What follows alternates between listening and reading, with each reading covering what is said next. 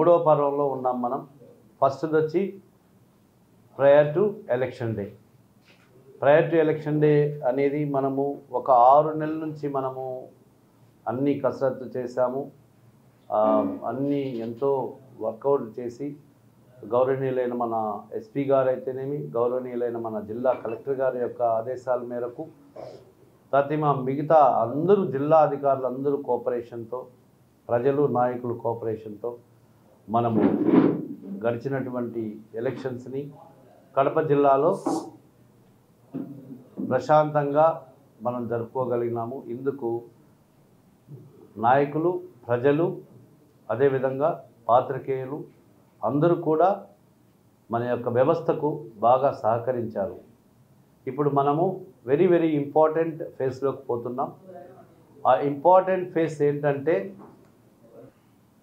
మా తరపు నుంచి ప్రజలకు, నాయకులకు, అందరికీ ప్రెస్ మీడియా ద్వారా నేను తెలియజేసింది ఏంటంటే మనము ఆ 3వ తేదీ మధ్యాహ్నం నుంచి టోటల్ టౌన్లో లాడ్జెస్ కానివ్వచ్చు, ఫంక్షన్ హాల్స్ కావచ్చు, ఇతరత్ర ఏదైనా సరే గెస్ట్ హౌసెస్, పొలిటికల్ పార్టీస్ లీడర్కి సంబంధించి ఏదున్నా కూడా అవన్నీ కూడా అందరూ కూడా వెకేట్ చేయాలి. Out of the Kadapa city ఉన్నటువంటి వాళ్ళను ఎవరిని కూడా అలో చేయటం లేదు. నెంబర్ 1.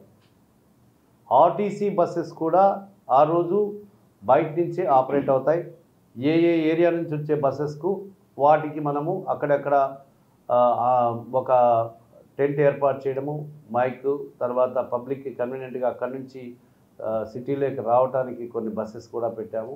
అది వాళ్ళ యొక్క ఎమర్జెన్సీని బట్టి, మెడికల్ ఎమర్జెన్సీ ఇలాంటి వాటి ఒక ప్రత్యేకమైనటువంటి ఏదన్నా వాళ్ళకి మాత్రం వీలు కల్పించే విధంగా కూడా పెట్టాము. సో షాప్సు, ఇతరత్ర స్కూల్స్ కానివ్వచ్చు, ప్రైవేట్ ఆఫీసెస్ కావచ్చు, అవన్నీ కూడా ఆ రోజు క్లోజ్ చేయాల్సి వస్తుంది. 144 సెక్షన్ నిన్ననే మన election commission of India chief election commissioner గారు కూడా నిన్న పత్రికాముఖంగా రాష్ట్రమంతటా 144 సిఆర్పిసి ఉంటుందని పత్రికాముఖంగా కూడా చెప్పడం జరిగింది. సో ఖచ్చితంగా 100% దాన్ని ఇంప్లిమెంట్ చేయాల్సిన అవసరం అందరికీ ఉంటుంది. సో అందరికీ నా తరపు నుంచి రిక్వెస్ట్ ఏంటంటే మీరు కూడా దాన్ని కొద్దిగా స్ప్రెడప్ చేసి అందరూ కూడా ఆ 144 ఉంటుంది కాబట్టి షాప్స్ కానివ్వండి, అక్కడ గుమికూడడం కానివ్వండి, లేదంటే ఇంకొక రకంగా అక్కడెక్కడ చేరి ఇది చేయడము, ఇలాంటి విషయాలు ఉంటే కూడా లేకుండా ఉండాలి అని చెప్పి ప్రజల్ని అప్రమత్తం చేయాల్సిన బాధ్యత మన పాత్రికేయుల మీద ముఖ్యంగా ఉంటుంది. అదేవిధంగా ఎవరైతే లాడ్జ్ ఓనర్స్ కానీ, ఫంక్షన్ హాల్ ఓనర్స్ కానీ పోలీస్ క్లియరెన్స్ లేకుండా, పోలీస్ క్లియరెన్స్ అంటే ఏంది, ఇప్పుడు బయట నుంచి ఎవరైనా వస్తున్నారు, ఆ రాజకీయ నాయకులు వాళ్ళు చెప్తారన్నమాట, మేము ఇంతమందితో వస్తున్నాము, మా ఏజెంట్లు వీళ్ళు, వాళ్ళ పేర్లు ఇవి, మేము ఇక్కడిక్కడ స్టే చేస్తామని ఇచ్చినప్పుడు అది జిల్లా కలెక్టర్ గారు, ఎస్పీ గారు మాకు పంపిస్తారు.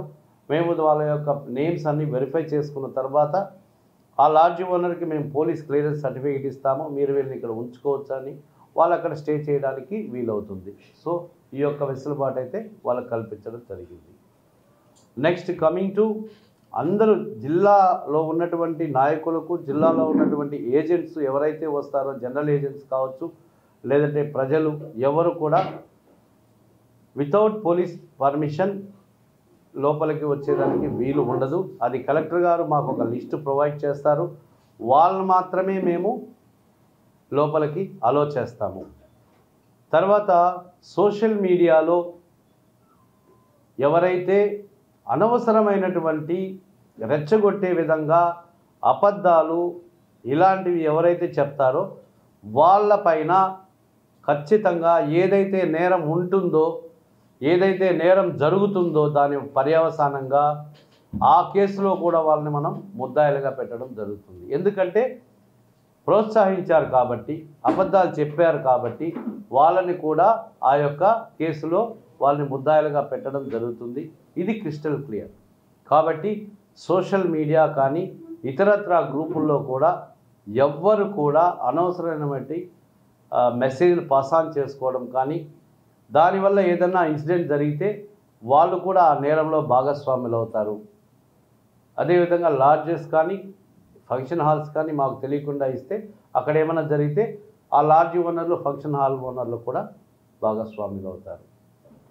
నో ట్రాఫిక్ జోన్, ఈ విధంగా 4 అంచెల భద్రత ఏర్పాటు చేయడం, ఆ తర్వాత దాని బయట చెక్ పోస్ట్ ఏర్పాటు చేయడం, తర్వాత క్యూఆర్టీలు quick response teams SIs, CIs, DSPs, CAPF ఫోర్స్తో, ఏపీఎస్పీ ఫోర్స్తో ఒక అంటే పద్మవ్యూహం లాంటి ఒక మంచి షార్టెస్ట్ డిస్టెన్సెస్, అదేవిధంగా number of within reaction time చాలా తక్కువ టైంలో అటెండ్ కావడానికి బాగా మా ఎస్పీ గారు ప్లాన్ చేసి మీటింగ్ కండక్ట్ చేసి అన్నీ కూడా రివ్యూ చేసుకొని బయట నుంచి కూడా చాలా ఫోర్స్ తెప్పించుకుంటున్నాము. కాబట్టి క్యూఆర్టీస్ కూడా చాలా యాక్టివ్గా మంచి ఆఫీసర్స్తో క్యూఆర్టీస్ ఏర్పాటు చేస్తారు. అన్ని రకాలైనటువంటి ఏర్పాట్లతో మనం ఇవన్నీ చేసేది కూడా ప్రజలు శాంతియుతంగా ఉండాలి, వాళ్ళు ఎలాంటి అల్లర్లకు పాల్పడకూడదు. అందరూ కూడా ఏదైతే మన ఎన్నికల ప్రక్రియలో భాగంగా ఎన్నికల కౌంటింగ్ ఉందో ఆ రోజును కూడా మనము మన కడప జిల్లా ఒక మోడల్గా, ఒక మంచి జిల్లాగా, ఈ జిల్లాలో మంచి పౌరులు ఉన్నారు, మంచి నాయకులు ఉన్నారు, అందరూ కూడా సహకారంతో మంచి ప్రశాంత వాతావరణంలో ఎన్నికలు కండక్ట్ చేసుకొని కౌంటింగ్ రోజు కూడా ఎవరు కూడా ఏమి చేయలేదన్నటువంటి ఒక మంచి పేరుని మనం మన తరపు నుంచి, మన జిల్లా తరపు నుంచి రాష్ట్రానికి ఇవ్వాలి.